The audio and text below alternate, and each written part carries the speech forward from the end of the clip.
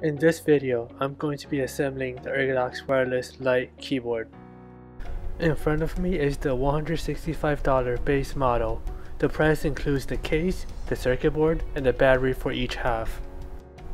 The PCB comes with all the components already soldered, so no soldering is necessary.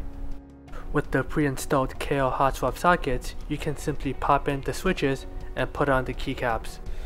The Lite version has a layered case featuring an aluminum plate at the top, a 3D printed middle, and an acrylic bottom.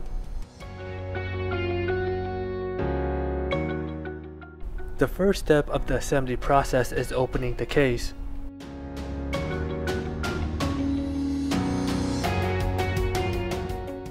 Here you can see several layers of foam. This is an optional add-on that you can include to improve the keyboard's acoustic characteristics. The second assembly step is installing the battery. All you have to do is plug it into the battery connector.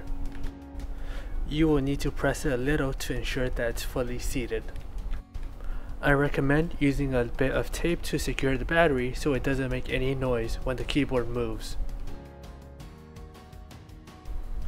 With the preloaded test firmware, a red LED should turn on if you short any of the switches.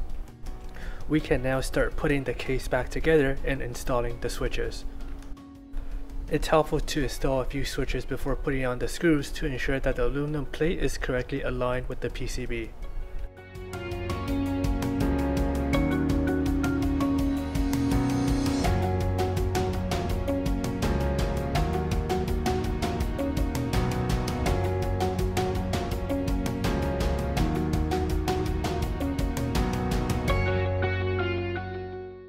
After all the switches have been installed, you can press them one by one and check that the red LED turns on for each.